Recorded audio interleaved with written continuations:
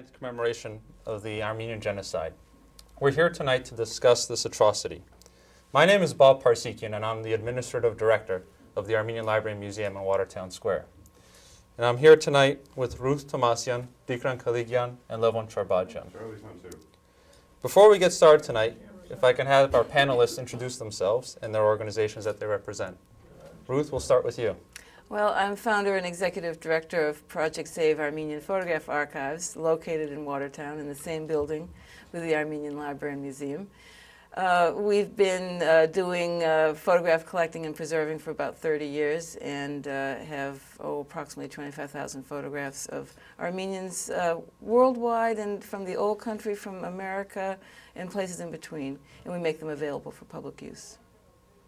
Thank you. Dikran? I'm Dikran Kaligyan. I teach at Wheaton College, and I am the chairman of the Armenian National Committee, Eastern United States, and as such we work to advocate Armenian issues, to educate on the Armenian Genocide, and to pursue its recognition and acknowledgement by different countries of the world.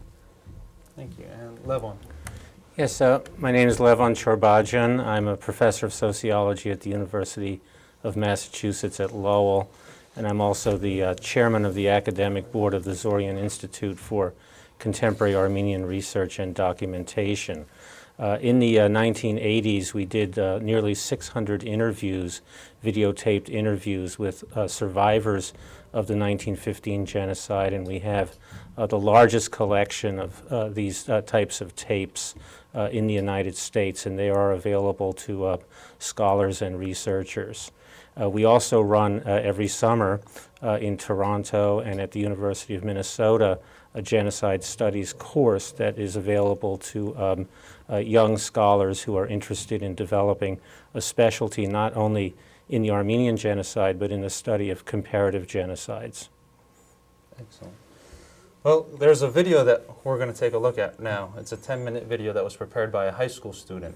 So can we get to that video?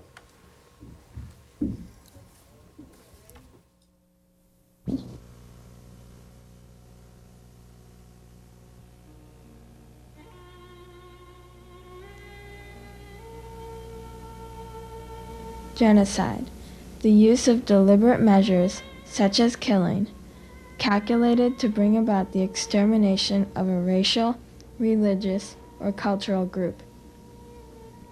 The Armenian Genocide was the first genocide perpetrated in the 20th century. Over a period of about 8 years, the Armenian people were brutally exterminated in the homeland they had occupied for nearly 3,000 years. The Armenian Genocide provided Hitler with a precedent for the Holocaust. Thus, it was a turning point in history. The world's great powers ignored the Armenian massacres, and indeed, no one speaks today of the annihilation of the Armenians. The Armenian Genocide was the result of several factors, including religious differences, social jealousy, and a xenophobic Turkish nationalism. These factors made minority ethnic groups, such as the Armenians, uncomfortable and frightened. The Armenians were the only Christians in the Ottoman Empire, which was Muslim. Armenia declared Christianity as its official religion in 301 AD. The Armenians were the traders, merchants, scholars, lawyers, and doctors of the society, which caused distrust and envy among the Turks. A similar distrust and envy, which would later be evidenced in the actions of the Nazis against Jewish businesses on the night that became known as Crystal Night. For thousands of years, Armenians and Turks had coexisted, but many Turks were thinking of a pan-Turkic empire that would spread all the way from Turkey to the Turkish-speaking parts of Central Asia. Before the Turkish Revolution of 1908, there were individuals and organizations, which remained secret, which expressed those aims. After the revolution, they created an even greater atmosphere of harassment of the Armenians, who had simply hoped for justice and peace. The Armenians, physically and psychologically, were in the way. The Turks started the systematic killing, or ethnic cleansing, of the Armenians on April 24, 1915, shortly after the start of World War I. The Armenians were convenient victims because war was the perfect excuse for mass murder. A later world war would again make convenient the slaughter of innocent people. I could see nothing but death, one way or another. Eventually, they were going to kill us. When, we didn't know. What day, we didn't know. The genocide began when 300 Armenian leaders, professionals, and scholars in Constantinople were killed. Many thousands of Armenians were butchered in the streets or in their homes. Women and children, men and elderly, young boys, no one was spared. The Turks reported that the deaths of thousands of Armenians were war-related tragedies. The killings and relocation of the Armenian people was planned by the Central Committee of the Young Turk Party. The leaders of the Young Turk Party included Djmal Pasha, Talat Bey, Enver Pasha, and Mustafa Kemal. The action was directed by the Special Organization, a committee which drew butcher battalions. These battalions were made up of violent criminals who were released from prison to accomplish these deeds. The Armenians were effectively removed from the land they had occupied for thousands of years. Women and children endured the worst torture as they were moved over mountains and deserts in long forced marches. These took many weeks and months, and most did not survive. The destination was the relocation centers, located in the barren deserts of Syria and Mesopotamia. During these death marches, there was a lack of food and water. Sometimes the only food they had was the flesh of dead horses. I've eaten the flesh of dead horses, which the French army had left behind because we were so hungry. We had nothing to eat. On the sides of the roads, there were rivers of blood and miles of dead and decomposing bodies. The stench of death was horrible from the decomposing bodies everywhere, and those present remembered the odor of death as one of the single, most vile remembrances of this tragic and horrible episode. Turks raped the youngest and prettiest girls. Women were forced to stab their children and then bury them alive while their children screamed to their mothers. One Turkish soldier sliced open a pregnant woman's belly, yanked out the baby, and threw it against a wall. They had terrible rage. They came in all over the place. They beat my grandfather, uncles, and it was just a terrible sight. These words, spoken by Armenian genocide survivors, would later be echoed by survivors of the Holocaust. There were few eyewitnesses to these horrible and vicious acts. There are not many pictures because of Turkish control. There was, however, one German soldier, Armin Wegner, who at great risk to himself, against orders, took pictures. He smuggled a camera into the relocation centers. Wegner, after the Armenian genocide, wrote a petition in a letter to Hitler, asking him to refrain from actions which would lead to a similar genocide. It was too late, though, as the seeds of murder were already planted in Hitler's mind. During the genocide, over 1.5 million Armenians had been killed or starved to death. The world's diplomats and the free press did the best that they could to tell the world of this genocide. For some reason, the world's nations, and particularly the Western nations, chose to ignore this horrible and tragic event. Adolf Hitler was a young soldier who fought in World War I, during the time of the Armenian genocide. He was aware of German soldiers being with the Turks and not doing anything to stop the raping and killing. The Germans and the Turks were allies during World War I. Immediately after the war, Hitler was aware of accounts of the Armenian genocide coming from the Ottoman Empire by German missionaries, doctors, nurses, and others. Hitler was in Berlin during the sensational trial in June 1921 of Soghomon Tealian, who was acquitted of assassinating Talat, one of the Young Turks. One of Hitler's closest advisors was Max Erwin Schubert-Richner, who had been German vice consul in Turkey in 1915 and who wrote many dispatches about the Armenian genocide. Hitler was empowered by the world's silence and failure to act. Days before the Germans invaded Poland in 1939, Hitler reflected on the genocide of the Armenians. He said to his most trusted German generals, "Who, after all, speaks today of the annihilation of the Armenians?" So Hitler had thousands of them before him when he said, under his generals, go into Poland and kill men, women, and children without mercy. Who now remembers the Armenians? When we are victorious, the world will worship us. The Armenian genocide and the Jewish Holocaust have many similarities. Both were orchestrated by governments. The Young Turks and Hitler demonized the Armenians and the Jews to try to dehumanize them. Both groups were physically removed from the populated areas to relocation or concentration camps or death marches. Both occurred during world wars. Perhaps it was thought that the atrocities would be lost in the confusion of war. The world ignored the Armenian genocide when it was happening. The success of one horror leads to the attempt at the success of another horror. The genocide is the mark of nation, is the mark of Satan on the brow of humanity. Hitler, in effect, copied the plan of the Turks. It was his blueprint. The genocide of the Armenians, the Holocaust of the Jews.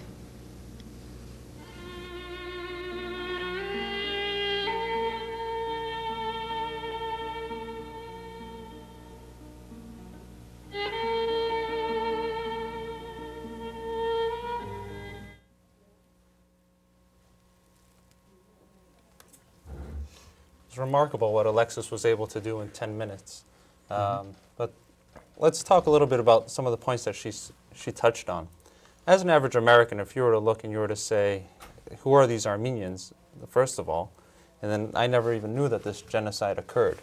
So let's discuss a little about the background of the Armenians, who they are as a people, and what are some of the things that led up, what is a genocide, and what led up to this genocide? Well, I think that the crisis that occurred in Turkey is very similar to the types of crises that happen when empires are in decline. There are always reactionary political leaders who emerge, who want to find some desperate measures that they can use to save the empire and to bring a declining state back to its earlier histories and glories. And this is what was happening in the Ottoman Empire, that Europe was ready, Britain, France, Italy, Germany was ready to carve that empire up. The Russians were interested in the eastern portions of it. And the young Turk leaders saw that if they could get rid of the Armenians, then they could expand their empire to the east into different areas of Central Asia where there are Turkic peoples who are related to the Ottoman Turks. And the Armenians were in the way. And World War I provided the cover. Countries like the United States and others that could have intervened to prevent this from happening were distracted by the war. And that's a very big similarity between the Armenian genocide and the Holocaust, which also occurred under the cover of war. Mm-hmm. Now, when you say the Armenians were in the way or they wanted to get rid of the Armenians, why would they want to eliminate the Armenian people? What was it? Well, I mean, I think they were clearly a distinct people, different from the Turks in a number of different ways, ethnically, religiously, culturally, and even linguistically. Mm-hmm. And because they were a distinct minority that was not being assimilated into the empire, that's why they were seen as an obstacle. They were not Turkic, they did not speak a Turkic language as, say, the Azerbaijanis did. Mm-hmm. And because they would not assimilate, because they could not be relied upon as far as the Young Turks were concerned, they would not blindly follow the Ottoman Empire whichever way they wanted. Therefore, the decision was made, well, we have to get rid of them. We can't count on them in case of a war. And the war being World War I. Being World War I and being the fact that they were already planning to go to war against the Russians, to ally themselves with Germany in World War I. They knew Russia was going to be their opponent, and the fear was that the Armenians would join the Russians or wouldn't wholeheartedly join the war effort. In fact, the Armenians did. The young men in Ottoman Turkey joined the Ottoman army and died in the thousands in defense of the empire. But as far as the reactionary, racist group that ended up taking control of this Committee of Union and Progress, the Young Turks, that still wasn't good enough for them, and they were an obstacle that had to be eliminated. So they were a native population in this area for quite some time. Just Yes, the Turks entered this area. They conquered the remnants of the Eastern Roman Empire in 1453 A.D., so their presence goes back 5 centuries. The Armenian presence, which we know from written records and archaeological remains, goes back millennia before that. The Armenians are one of the oldest still existing peoples in the world. Although I should say there were also large Greek communities in Turkey who were also expelled during this time period. And what I think is real interesting is that the Armenians in this area, which is referred to often as historic Armenia, has been historic Armenian lands whether there was a nation there or not. The people still continue to have their ethnic identity and their cultural traditions and want to be a united people for hundreds of years. Really quite amazing. And what were some of the things that led up to? And then 1915 marks, April 24th, 1915 marks the day that Armenians worldwide commemorate the genocide. But was it something that happened that year, or was it some other things that, was it an overnight development, or was it something that took some time? Well, there were 2 specific things that probably predicated it. Some of it was coming up before the war, as Levon referred to, the fact that large parts of the Ottoman Empire they were losing. The Balkan countries, whether it be Bulgaria, Romania, Serbia, had all been lost before the war. They lost their North African provinces of the empire, and during the war they were starting to lose their Arabian provinces as well. The 2 specific events, the 2 great battles that took place immediately prior to April 24th would be the defeat of Enver Pasha's attack against Russia at the Battle of Sarıkamış, where he lost 90% of his army because they basically froze to death, and then the attack by the British landing at Gallipoli in an attempt to try to force the straits at Constantinople, Istanbul. And those particular events were the ones that made the Turkish rulers feel more threatened and feel, okay, it's time to implement this plan that we've been discussing. Now, looking at the plan, how was it executed? What were some of the ingredients, I guess, to the genocide? Because it seems as though, like Alexis referred to, it was the blueprint. So how was it perpetrated? Well, this was unlike World War II, this was a low-tech genocide. People were massacred, sometimes very brutally, with axes and sledgehammers, and sometimes shot, stabbed. And then the women and children were and old men were put on these death marches with the eventual goal of reaching these refugee camps in very desolate areas of Syria and Iraq. But the death marches were actually moving concentration camps. There was never an intent that these people should survive and that they should create a new life for themselves elsewhere, because almost immediately, once they were forced out of their cities and towns and villages, they were set upon by armed bands of bandits, Kurdish recruits, people who are released from prison with sadistic psychologies, and all kinds of horrible things are perpetrated on these people, and they were denied food and water, and the intent was very clearly that they should die. But one of the events that preceded this, and my parents, always, who were survivors, always stressed this, was that Armenians were banned from owning guns, and that the police and the military came around to all the homes before the genocide, confiscated any weapons that Armenians had, and made it impossible for people to put up any kind of defense. A related factor is that the military-age men were all conscripted into the military, and when the war broke out in 1914 and then shortly before April of 1915 when the genocide started, they were all killed. So a force that you would expect would be there for the defense of families and communities was eliminated right at the beginning. Now, one thing that you touched upon was that it was a low-tech genocide. What's some of the proof that exists today, or what are some of the documentation that we have that chronicle that this atrocity happened? Well, unfortunately, we wish there were more photographs.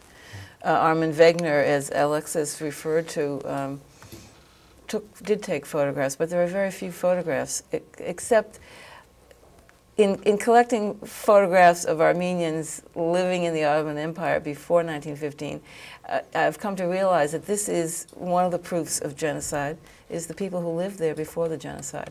And where are they now? And where are they now is the question, right? And they're certainly not in the Ottoman Empire or the remains of the Ottoman Empire. And then some of the photographs that you've collected, what are some of the stories or some of the experiences that people have recounted that you've heard of? Well, it is interesting how each photograph has a story. It might be a family that was split up. One man told me of how, he showed me his photograph, and it was a family photograph that he had actually doctored at a later date to put all the family members back together again who had not been, either who were lost in the genocide or who had not been with the family during the genocide. And it's just very poignant how photography has been used as a remembrance tool for those lost in such horrific times. And as far as documentation, since there is limited photographic documentation, what there is a lot of is written documentation. And much of it actually comes from America. We're actually American sources because, as you know, America did not enter World War I until 1917. So at the time of the genocide, there were still American officials, State Department representatives, consuls, and of course the U.S. Ambassador, Henry Morgenthau, who collected reports of different massacres in different places. His consuls, and whether it be in Aleppo or it be in Kharpert or in other key cities, sent reports, collected information from missionaries, American missionaries and others, of what was happening in particular villages. And we have a whole series in the United States Archives.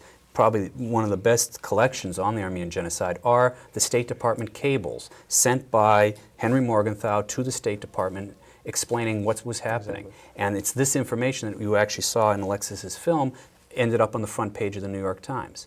The New York Times today, which unfortunately, in the past has avoided talking about the genocide, is probably the single best published source about what was happening at the time. And then we also have the photograph that you're seeing now on the screen of men being marched through the town of Kharpert, 1915, under armed Turkish guard. This particular photograph is actually alluded to in the writings of the American consul to Kharpert at the time, Leslie Davis. And when you read his diary, you read about this group of people who were taken from their homes under armed Turkish guard to a prison in a neighboring town. And the Armenians knew what was intended, that in fact they would be killed, they would never leave that prison. And they, from hearing people talk when they have seen this photograph, genocide survivors, they have expressed exactly what happened, and which Leslie Davis talks about, the fact that the prisoners themselves felt that rather than let the Turks kill them, why don't we devise an escape plan? The escape plan was, the margin of success was very low. They bribed the Kurdish guards to bring in kerosene, and their idea was to set fire to the prison and try to escape. And I was told when I first began showing this photograph that no one escaped. And then a matter of a couple of years ago, a man in New York City said that he grew up in Beirut and that there was a man in Beirut who had fled the genocide and fled that particular prison from that situation. So one survivor. So their primary source materials that we have, and other what other archives are there besides, let's say, the U.S. Archive or the New York Times? Well, the British government has extensive documentation from their representatives, and there's in the Russian archives, and most importantly, there's been extensive work done by Professor Vahakan Dadrian of what is in the German and Austro-Hungarian archives. Those are important because the denialists, the Turkish government today, will say, well, if it's British archives, it's wartime propaganda. Well, Germany and Austro-Hungary were allies of Turkey, and their representatives were also documenting what was happening. Some were protesting against it, others were merely reporting back to their foreign ministry in Berlin of exactly what was happening, and those sources have been revealed, have been published in some extent. One thing you just mentioned was denial. Now, even so, with all this documentation and with these primary source materials, this genocide remains denied to this day? By Turkey, yes. By the Turkish government. And what are their reasons for denial? Well, very basically, they don't want to have to pay any consequences for it. They committed genocide. There, in fact, were some trials after the war. Unfortunately, most of the main perpetrators, even though they were tried in absentia because the new Turkish government actually helped them escape, and they'd gone to Europe. They were eventually tracked down and killed for the most part by Armenians. But despite the fact you had some trials, there was a new government that came in, and supposedly a Turkish revolution, and a new republic formed, and there was never any effort to make that new republic pay any consequences for what its predecessor had done. Even though this new republic took over the lands the Armenians had lived on, took over the properties, got all the benefits of having driven the Armenians out, yet no consequences had to be paid. So to avoid having to pay reparations or to return to the Armenians for their deaths, for their lost properties, to avoid having to give back any lands that they have stolen by murdering the population, the Turkish government has, from day one, after those initial trials, carried on an international program, a very well-funded program, to deny that any genocide ever took place. And what are some of their explanations, or what's some of the accounts that they provide as to say, how can you, once it's in the archives and once it's documented so well, what are some of the... Well, they use World War II as an excuse. World War One. Under cover of World War I, this, was supposed to have happened. Deportations? And that the Armenians were a traitor population to the Turkish government, Now, were Armenians the only ones that were killed at this time, or were there other native populations that were there that... There was large deaths among the Greeks that took place during the war, and especially after the war. There were many Greek deaths. There were many Assyrians who ended up dying. There were other minority groups as well, but predominantly it was directed at the Armenians. And, the denial program is interesting. There's a few different phases to it. One, they say, well, it never happened. They play the number games. They say, well, there couldn't have been 1.5 million Armenians killed. There were only 1.5 million Armenians in the entire empire. And so they get professors and others who have received grants from the Turkish government to come up with demographic information, or they concoct some numbers saying, oh, look, there weren't that many Armenians. And then they say, well, it was a civil war, and of course some people are going to die. So, and then third, they go to, as Ruth refers to, well, even though it didn't happen, even though we didn't kill them, if it did, it was their fault. So, it's kind of interesting. We didn't do it, but it was their fault. Yeah. So there's no real logic to it, but if you spend enough money, and in particular here in the United States, there's been very disturbing things that they do. Going in, and basically give major funding to congressmen so that those congressmen will vote against any kind of recognition of the genocide in various resolutions in Congress, using their influence as a NATO ally, using their influence with defense contractors and other corporations that do business with Turkey. Each of these items give them certain leverage to use their political means to try to deny historical fact. And now they've taken it one step further. They've gone into academia. In fact, they've set up a number, the Turkish government has actually paid for chairs, academic chairs at certain prestigious universities like Princeton, where they set it up in such a way to try to ensure that somebody be put in there who will also be a denialist, so that, in fact, the chair holder at Princeton University is someone who's been exposed to have been directly working for the Turkish ambassador in denying the genocide, and whose academic credentials are negligible. He'd never taught in an American university.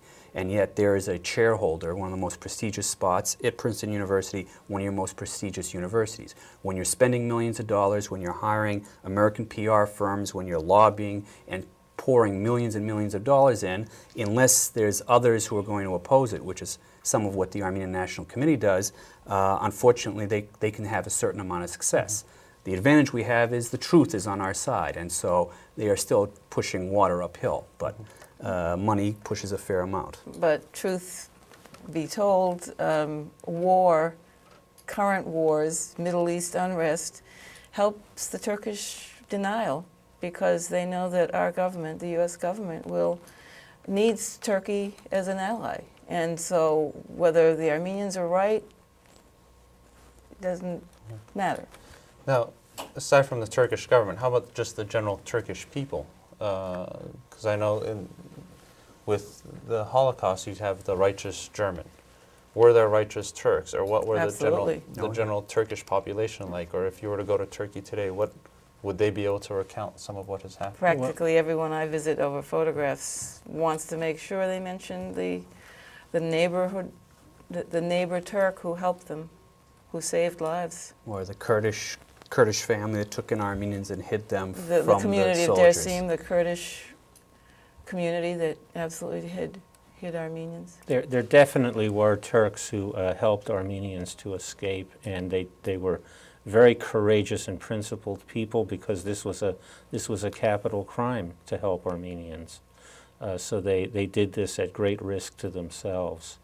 I should also mention here a man that we've been working with, the Turkish historian Taner Akçam at the University of Minnesota. He is one of a small group of Turkish historians now who is coming forth and acknowledging the genocide and writing about it and speaking publicly about not only that this crime occurred, but that the crime has been perpetuated through its denial, which prevents any kind of reconciliation and closure.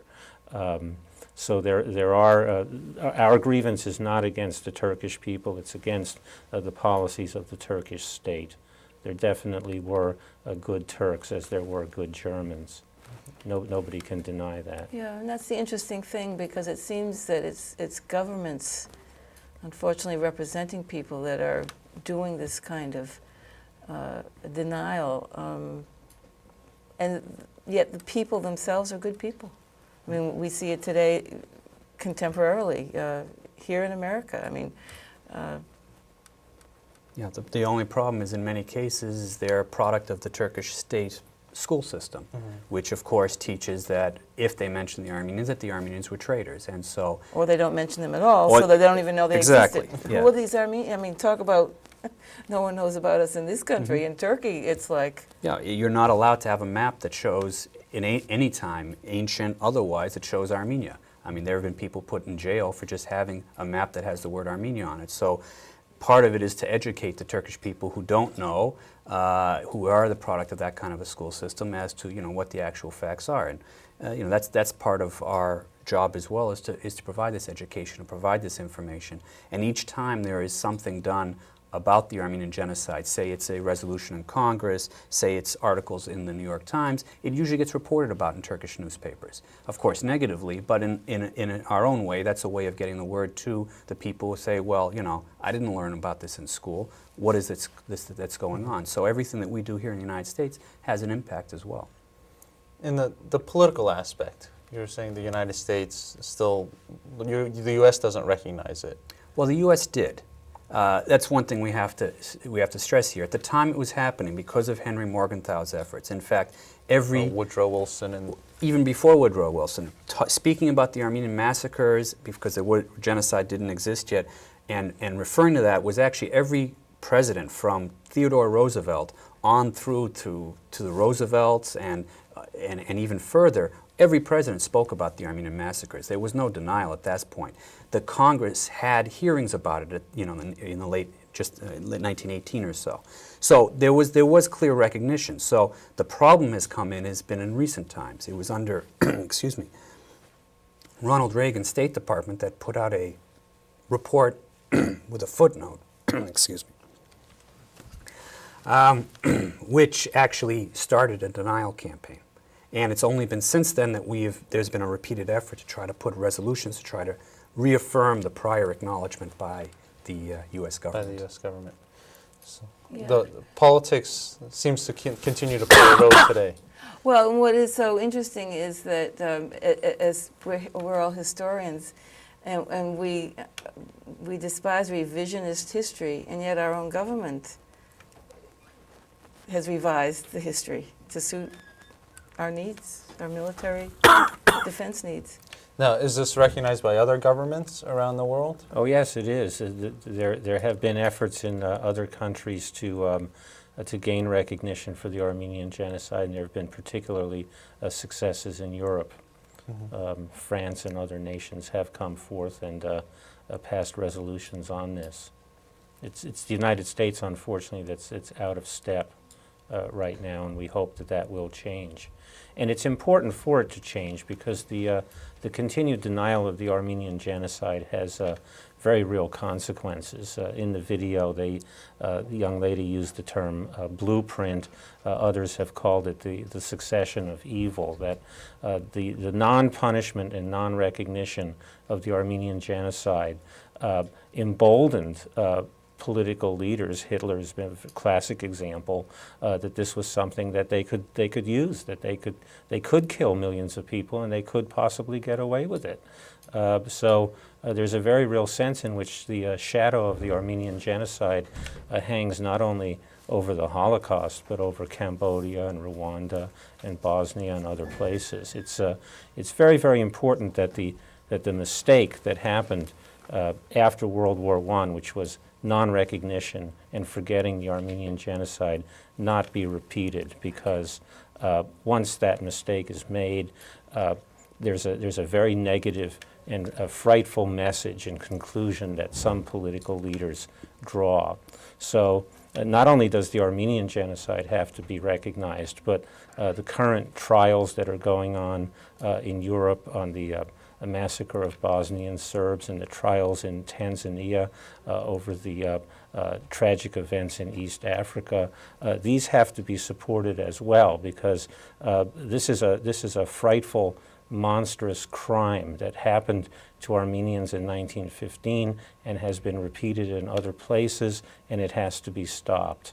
And it can only be stopped through public education and mobilization and efforts to make political leaders in the world community intervene to prevent these things wherever they occur.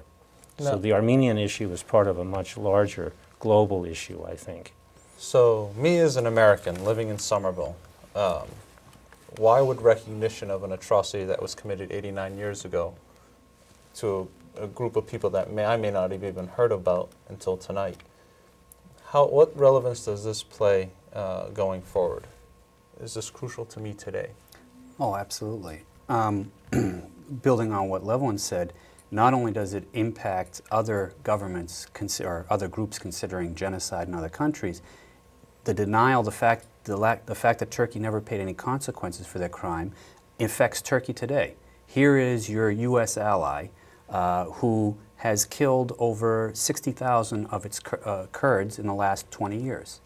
I mean, there's another So it's minority. almost repeating itself. Oh, very much so. I mean, basically, the same approach, and this has been argued by some, the same approach to a problem that the Turkish government in 1915 conducted against the Armenians, the Turkish government in the 1980s and 90s did against its new minority, a Muslim minority, but again, not a Turkish minority, the Kurdish people, living predominantly in the southeastern part of Turkey. They have killed tens of thousands. They have razed, I believe, 5,000 villages, leveled villages, deported populations, jailed thousands, haven't allowed them to speak their own language,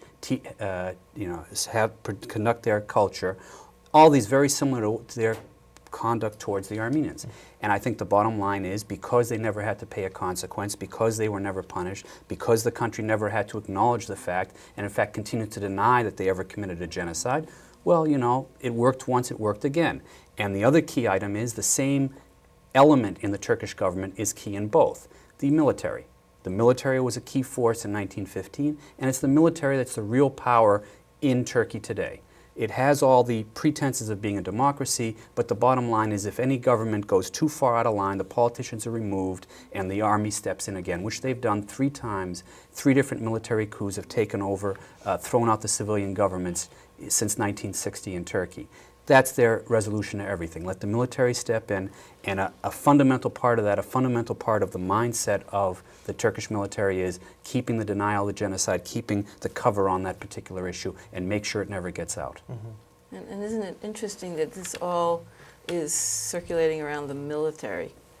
I mean, here our U.S. denial has to do with the military. I mean, military might, military defense. Absolutely. Now, what are if we were to look at the chronology? Was this kind of the first genocide that was perpetrated, or the term genocide didn't come about till a little bit later on? World War II era. World War II. Well, when I'm talking to Armenian audiences with photographs and talking about genocide and loss of homeland and all that, I mean, I have to remind my American Armenian audience that, you know, as Americans, we need to take responsibility for the genocide Native against the Americans. Native Americans. So it's not the first one ever, maybe in the 20th century. Right. But this, I guess I've come to the conclusion that we're all capable of doing it. Even those among us against whom it's been committed. So we all have to educate ourselves about this horror that seems to be a human condition. And it can still happen to this day. Yeah, in it the can. Sudan, and somebody once said, East Timor. yeah, somebody once said governments seem to have a better chance of memorializing genocides or these atrocities than we do of preventing them. But what hope is there for the future? Well, What's next? what we do have now is international law that makes genocide a crime. In 1948, the United Nations, that was just getting established under the leadership of Raphael Lemkin, who was a law professor at Yale University and a refugee from Jewish Poland in World War II, worked with Eleanor Roosevelt, a great human rights activist of her time, and others to have the United Nations Convention on the Prevention of Genocide passed, which has now been ratified by close to 200 countries, including the United States. And it makes genocide a crime under international law, and that law needs to be enforced. We all would benefit from the enforcement of such a law, not only because of the human tragedy that it prevents, but because we all benefit from living in a world that is more just, more humane in its treatment of peoples by other peoples. This is something that has payoffs for all of us. Right. And in fact, this year marks the 15th anniversary of the United States ratifying the Genocide Convention and accepting it. And there actually is a bill pending in the Congress to acknowledge that, to commemorate this, and specifically speaking of some of the examples like the Armenian Genocide that caused the United States to ratify the Genocide Convention. And you know, all the congressmen in Massachusetts are on board for it. In fact, hundreds of congressmen are. Unfortunately, Speaker of the House Dennis Hastert refuses to bring it to the floor for a vote.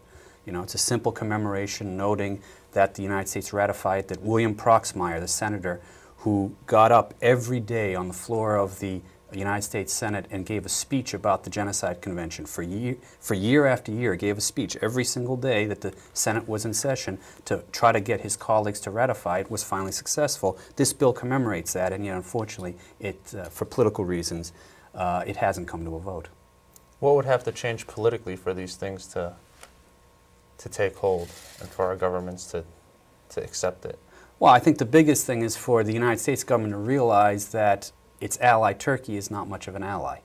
To realize that it's not in America's long-term interest to maintain an alliance with a government that is subject to its military, that has so many things to cover up, that in many ways it's the tail wagging the dog. We seem to, our government, our State Department, particularly our Defense Department, seems to feel that Turkey is more important to the United States than the United States is to Turkey. And anyone with a third-grade education should know that's not the case. When we were able to convince the powers that be that take a long-term view of the region, don't just look for what's going to take care of you for a year or two in Turkey as an ally, realize that you have other options, I think that's what will make a big difference.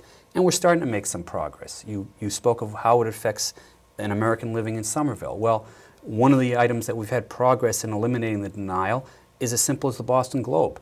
The Boston Globe for 15 years had a policy of not using the words Armenian genocide. Even in an obituary of someone who survived. Anywhere. Anything, unless they were directly quoting an Armenian, they would use every euphemism possible. They'd say massacres, they'd say tragedy. For 15 years, this policy was in place, and through years of efforts of protests from the community, and in particular the Armenian National Committee, we met with the editors there for a number of times, convinced them to look at the policy again, and just last year they agreed to change the policy and say, reporters, fine, you can use the words, because the Globe reporters had no problems using the word. They grew up with Armenians, they met Armenians, they wrote it. It was the editors, this policy, that was taking it out. That no longer exists. Yeah, a computer program actually would pop Take it it up and make pop it it go up. to an editor, and the editor Yeah. would say, oh, well, I don't think so. And because of that particular success, in fact, the Zorian Institute, I think, was involved in getting the New York Times to take a look at their policy. And the New York Times, just this past year, they've also agreed to eliminate their policy, which also would not use the words Armenian genocide. So we are starting to make progress. These are things, though, that would affect every American. Your newspaper is not honestly reporting the news because of some political consideration.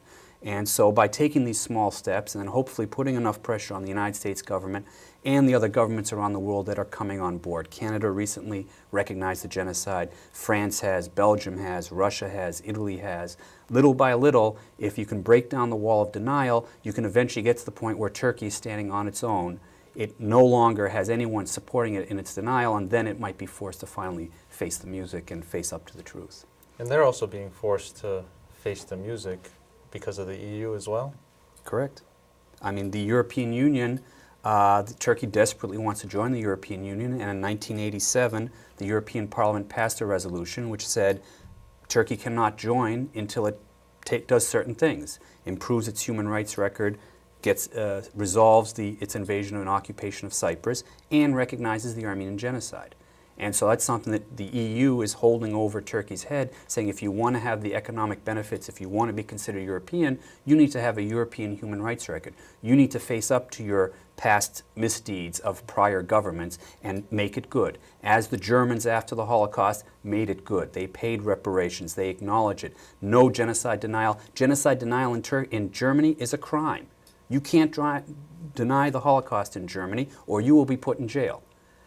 When Turkey is willing to do the same step, then it can be considered European. Then it can have the economic benefits of joining the European Union. And part of our efforts as political organizations is to make sure the European Parliament holds to that requirement. And just now that I've learned about this topic, although being the director of the Armenian Library and Museum, I'm familiar with it, but just as the general public, where could I go to get some more information? What resources are there out there if I want to find out more about the Armenian genocide and what has happened? Well, there are good sources within the Armenian community and without. I'd love to mention Facing History in Ourselves, which is an educational institution located in Brookline, Massachusetts, that deals with not only the Jewish Holocaust, but Armenian genocide, other genocides, and has actually come out with a study guide on the Armenian genocide. And to get the topic in the classroom is a really fabulous thing, to get teachers talking with their students about what would you do if, or what kind of situation would make you do this, or how would you react to this, how would you protect someone, how would you defend somebody, how would you stand up and say what's right. I mean, I think that those are important lessons for us to be And that's a teaching. school curriculum that could be taught in any public school, Absolutely, yeah, very important. Facing History in Ourselves. Mm-hmm. Yep. And the Armenian National Committee is headquartered actually in Watertown at 80 Bigelow Avenue, and we have a number of printed and other resources there for people who are interested in learning background. And in particular, we have an extensive number of volumes of people who wish to look at some of the books on the issue. And in particular, if you want to learn politically what you can do, you know, who the congressman to contact, or what you can do with a newspaper to try to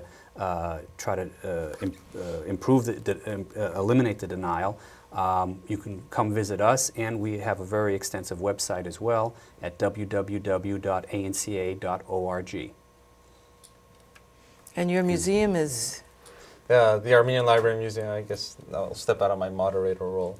The Armenian Library Museum, also in Watertown, not only touches on the genocide, but also the Armenian people as a whole and the rich culture that we have. So we have rotating exhibits. The exhibit that we have running now is on the burning of Smyrna. And Smyrna was one of the last massacres that the Armenians went through. And Smyrna is a crucial, Smyrna, the present-day Izmir, is also very relevant to a lot of the Greek American community, because it was a predominantly Greek area as well. And in 1922, the city was burnt, and as people were fleeing to go to the waterfront, the politics played a role there too, because there were a lot of, the Japanese fleet was there, the British fleet was there, and there were only certain vessels that took these people on board because of politics. So in our museum, we have that exhibit running currently, as well as other, Armenians are craftsmen, so we have a lot of the art that, so you can learn about the Armenian people as well, and their culture. And Levin, I think the Zorian Institute is another resource. Yeah, I'd like to talk about Zorian briefly, but I'd also like to mention the work of Peter Balakian, who's a young Armenian-American author. I assign one of his books, The Black Dog of Fate, to my students, and he talks very movingly about what it is like to grow up in a suburban household as a child of Armenian genocide survivors, and how he becomes a political activist working to counteract Turkish genocide denial. And I think that's probably the best easily accessible book that people can read to inform themselves on this issue, all aspects of it, the denial, the psychological trauma of survival, and Armenian resistance to denial through protests, demonstrations, and other forms of political activism. And his new book, The Bloody Tigress, also focuses on how important the Armenian genocide was at the time that it was going on. It was the first true American human rights issue. There were large numbers of Americans who raised money for survivors. The and Near East Relief Society. Near East Relief Society held vigils and commemorations. There was really an outpouring of support by the American community, American society, over this issue at the time. Now, the Zorian Institute, as I mentioned, has this large collection of videotaped interviews with survivors of the genocide, and that is open to use by scholars who are writing dissertations, and journalists and other people who are interested in this issue. We also run every summer a genocide study course that young students, you have to be either a graduate student or a junior or senior in college, can take for college credit. And we bring in some of the world's leading genocide scholars who teach students about the genocides of the 20th century, Armenian and others. And what we hope to do is to create a group of young, interested, talented people who make the study of genocide, and hopefully the prevention of genocide, their life's work. And you can also get more information on all of the Zorian Institute and its activities on the web at Zorian, that's ZORYAN.org. Excellent. So there's a lot of resources here locally, as well as on the web. Another one that I like is the Forgotten.org. Is a website that discusses the genocide, as well as has some video clips. And you even have movies. Ararat, which is a movie that came out not too long ago by Adam Agoyan, who's done a lot of other movies not related to the subject. But and Clark University has a Holocaust and Genocide graduate studies program, and Project SAVE had an exhibit out there, and we go into schools also with photographs.